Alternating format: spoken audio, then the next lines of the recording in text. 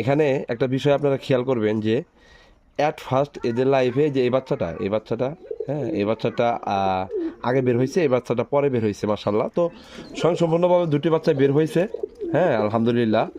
তো এই বাচ্চাগুলা বের হয়েছে এবং এই যে বাবা মাগুলা দেখতে পারতেছেন এখানে, হ্যাঁ এই যে দেখেন এই যে সাইডে এই যে বাবা মা, এগুলা আসলে কি পরিমাণ প্রাথমিকভাবেই কি পরিমাণ টেক কেয়ার করতেছে বাচ্চাগুলোকে, পর্যাপ্ত লেভেলে খাওয়াইতেছে। হ্যাঁ আসলে দেখেন কবুতর পালন করে অনেকেই কিন্তু আমার মতো করে প্রোডাকশন বের করতে পারে না। এর বিশাল একটা রিজন হইতেছে যে সে অবশ্য বুঝতে পারে না যে কিভাবে ম্যানেজমেন্ট দিলে আমি ভালো একটা রেজাল্ট বের করতে পারবো। এখানে মুখ্য বিষয়টা হলো যে কবে কয় তারিখে ডিমটা দিল এবং কয় তারিখে বাচ্চাটা বের হবে। এর উপরে বিশেষ করে কিছু কিছু কাজ আছে যে কাজগুলো দিলে এই ডিমের আর্দ্রতা ঠিক থাকবে এবং টেম্পারেচার ঠিক থাকবে, সেই দিক বিবেচনা করে আপনাকে কাজ করতে হবে।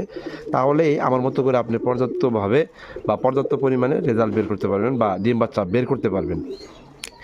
এই কবুতরগুলা যেদিন ডিম দেয়, হ্যাঁ ওই ডিমগুলো শর্ট আউট করি নাই, এই জন্য বাচ্চারা একটু ছোটো বড় হয়েছে। আর যদি আমি মানে প্রথমবার থেকে এটা করি নাই, নেক্সট ডেতে যখন বাচ্চা বের হবে তখন ঠিকই কিন্তু আমি এই বাচ্চাগুলা 100% মানে অ্যাকুরেট একই সময় মানে 1 থেকে 1.5 ঘন্টা ব্যবধানে দুটি বাচ্চা বের হবে ইনশাল্লাহ।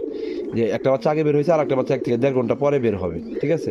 এভাবেই কিন্তু আমি প্রত্যেকটা কবুতরের কাছ থেকে ডিম বাচ্চা পেয়ে আসতেছি মাশাল্লাহ।